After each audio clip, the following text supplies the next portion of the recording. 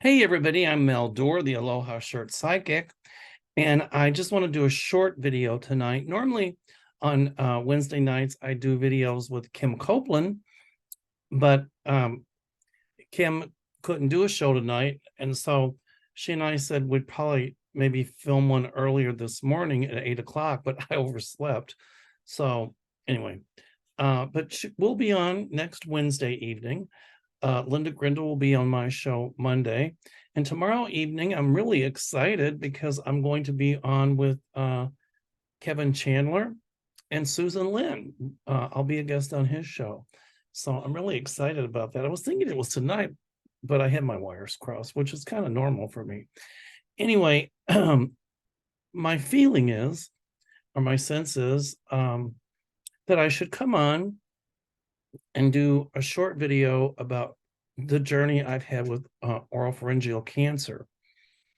I saw the surgeon about 3 weeks ago, 3 weeks ago, and she said that she can't believe it. My voice is pretty much what it was before the surgery. And for those of you who haven't been following, on July the 7th, I had surgery and they removed my right tonsil that was cancerous, but also the tumor behind it, which was 2.7, I think, by 1.7 centimeters or 1.2 centimeters. And so when they removed the tonsil, they had to remove the tumor behind it. They got clean margins, yay. And it was caused from human papillomavirus, but because the tumor left a big hole, if you will, she had to make an incision in my mouth and take out fat and then fill that hole with the fat as a graft. And then she had to take a graft from the back of my throat to close the wound and also kind of reconstruct the muscle a little bit. And then on the outside of my neck, this side she cut to remove lymph nodes, and she took out 13, and all of them came back negative. So they weren't cancerous, thank goodness. But in so doing that, they jostle around the nerve. So, the nerve running through here controls shrugging, it controls going like this. And so I still have to do physical therapy, turning my head and things like that so that this doesn't get stiff. Okay. So that's the progress report. I'm eating a lot better. I've gained back 3 pounds. I lost 13. I want to keep some of it off.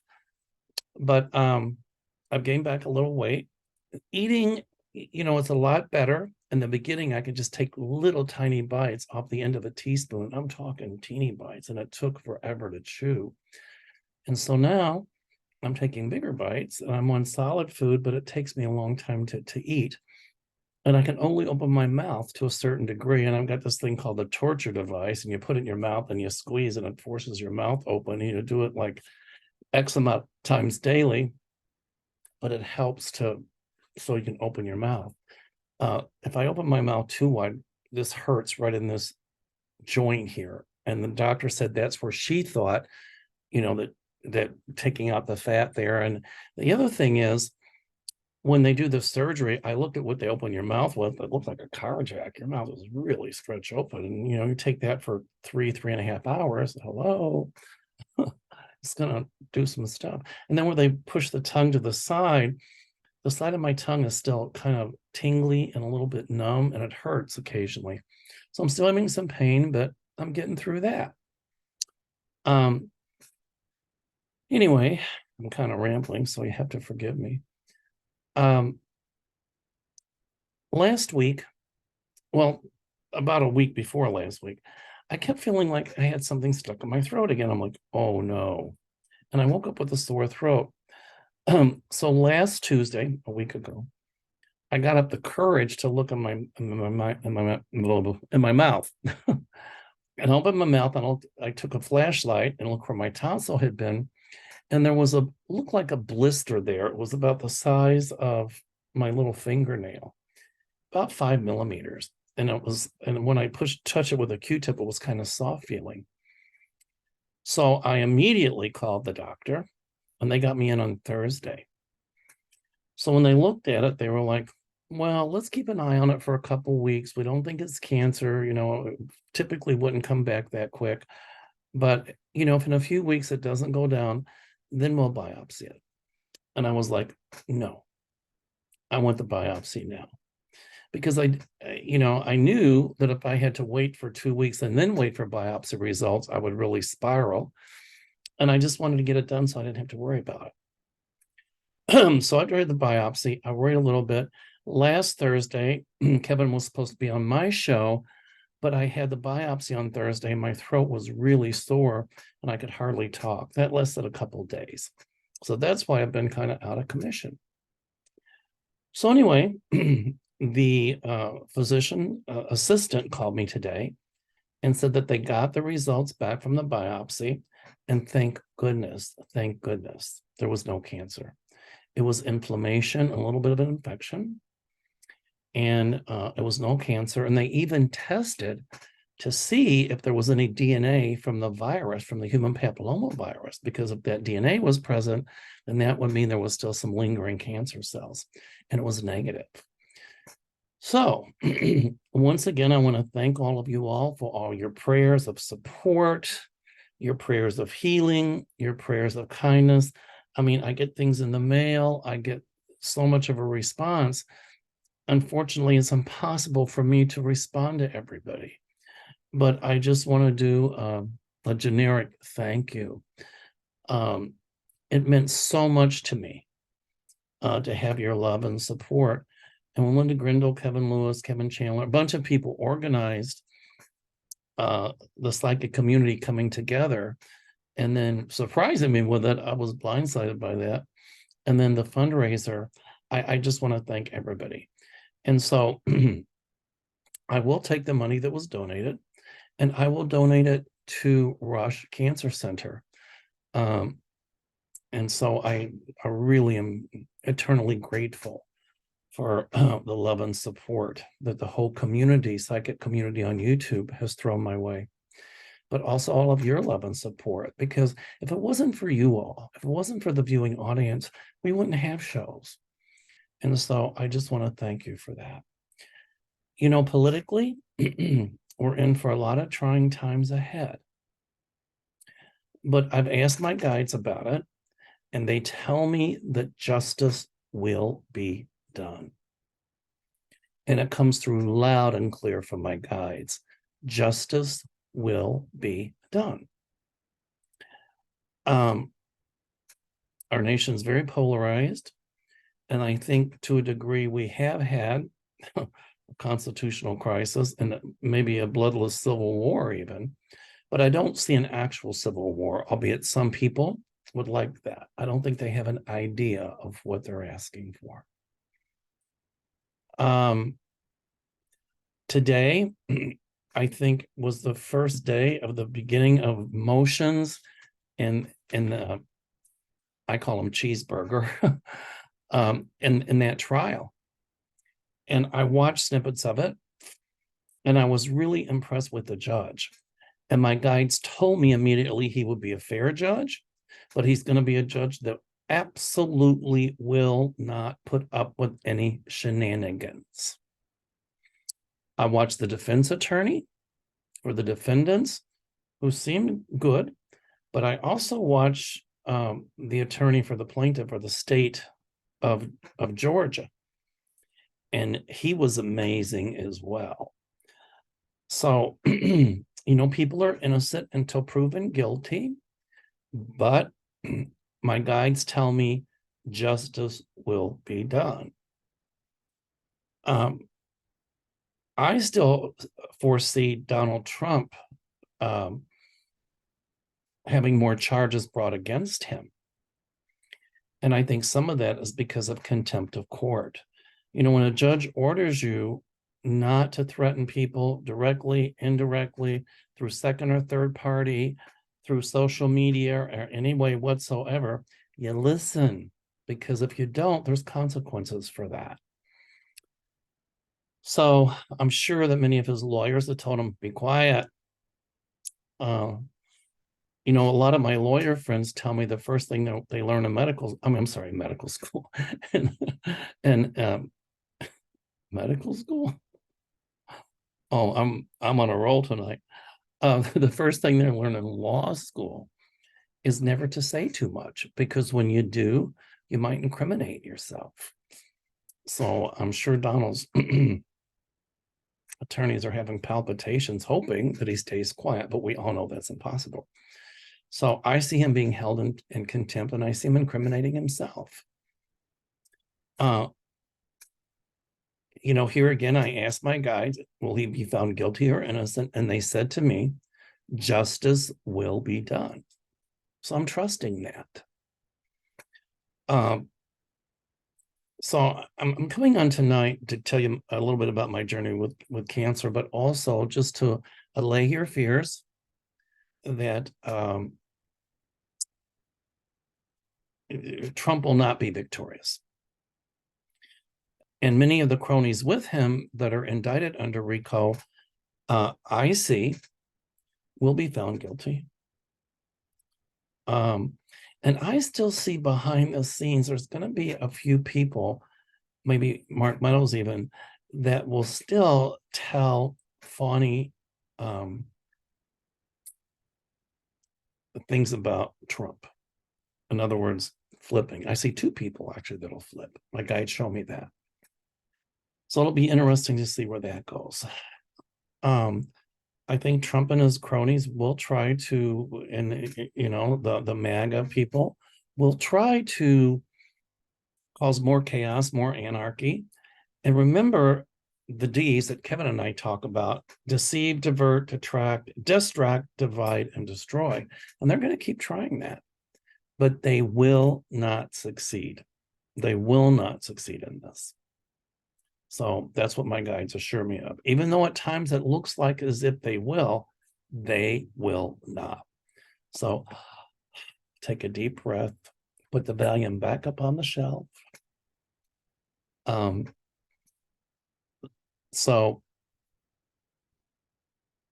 here again, it's going to be a rough ride. I mean, they'll score a few wins, but just because they win the battle doesn't mean they'll win the war. The other thing I wanted to talk about was Kevin McCarthy. They're saying that if he doesn't vote or get the House together to impeach Biden, that they're going to get rid of him. I never saw him lasting as Speaker of the House, but in a way, he hung himself, if you will, when he gave the concession that if they didn't like something he did, they could get rid of him with one vote. Now, as far as the impeachment of Biden is concerned, number one, I'm not a lawyer. I don't know much about impeachment. I really want to learn more about the Constitution. Maybe I'll sign up for a class. I'll keep it posted. Anyway, so I don't know much about the Constitution, but I would think in order to impeach a president, impeach just means to bring to trial. It does not mean to remove from office. But I still think you have to have grounds. You just can't say, we don't like because he didn't dot the I or cross the T that we're going to impeach him. And even if Matt Gaetz and Marjorie Taylor Greene help get enough get enough votes in the House to impeach, it'll never go on the Senate floor. It just won't. It won't hold water in the Senate.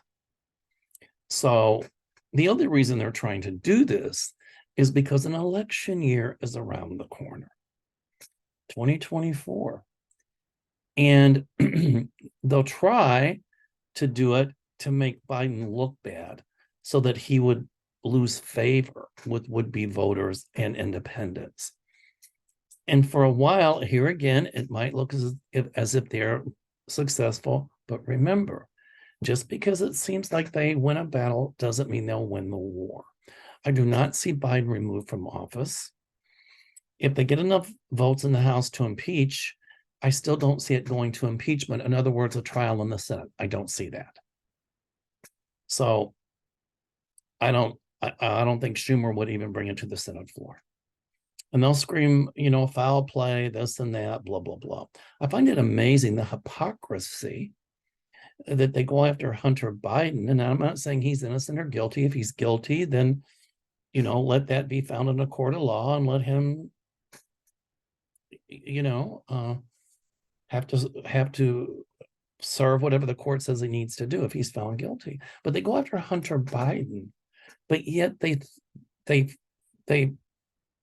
go full steam ahead with Trump and, overlooking the things, the laws that Trump didn't obey. The hypocrisy of it gets me. So they'll do anything to stay in power. But, Kevin Chandler said that the Republican Party would implode. And we're seeing it now. So anyway, I see Biden staying in office. I don't see him removed from office. And I think, what's going to happen is these politicians who are irresponsible, MAGA, Republicans, and some Democrats alike, will be weeded out and they'll be out of office. And I see a time in America where this polarity ends and people coming back together. And even though they have different political views, getting a debate and not one side hating the other and causing the rest of us to hate each other. That's not cool. So I see, at some point, which we'll see in our lifetimes, back to the days when you can have a good debate and still respect each other regardless of political viewpoints. But back to a democracy that does not want a totalitarian government. And a lot of the MAGA Republicans say that, they don't want totalitarianism, but yet they're the ones that are behind it. And I think on some level, they're smart enough to see that. They talk about individual rights and they talk about, losing your rights. Well, hello, who's promoting a loss of individual rights? The Republicans are. Look in Florida, or the MAGAs, I should say. Look in Florida. You can't even say the word gay in a school. You can't even have certain books in a school, like The Catcher in the Rye. Hello, that was mandatory reading when we were in high school. To Kill a Mockingbird? Give me a break. You're paving the roads with low-level radioactive waste. You don't let women have choice to their own body. So to me, and then they're talking about the sanctity of life, but yet they let people die of COVID. So the whole no mask mandate, that, not wearing a mask. Hello. So they talk about, saving individual rights, but they're the first to destroy them. And what they're doing is playing along to the ultra right-wing Christian nationalists, who, by the way, will not win out. So, I see a lot of these people like, Josh Hawley, Matt Gaetz, Marjorie Taylor Greene. I see them gone. And, coming back to more common sense in this country, and as far as, the conspiracy theories are coming out, I don't know where they're coming from, but, QAnon and all that, I see into that at some point as well. I think we'll get our sense back. Anyway, but it'll be a rough ride. And there'll be times when we're frightened. There'll be times when we're really scared. It's almost like cancer when you find out you have it. You think every little ache, every little pain might be cancer. Did it spread? Is it back? And you do spiral and you do worry. But yet on some level, you let that worry and that fear get behind you and push you forward. And that's kind of like what's going on in this country. One of the ways to get rid of cancer is to remove it, to cut it out. And my guides are telling me that that's exactly what's going to happen to many of these politicians who think they're above the law, no matter what their political persuasion or no matter what their party. So, and it'll happen before it becomes too virulent. So we'll be afraid, we'll be worried, we'll bite our nails, we'll take the Valium bottle off the shelf and put it back up there. But remember, truth and honesty will prevail. Now, I don't want that to sound like kumbaya, but I see things coming back more to the center, and so that we can have responsible government that's by the people, for the people, and of the people. Anyway, thank you for watching. This is a short video. Watch tomorrow night on Kevin Chandler's channel, Kevin Loving Vibration Tarot.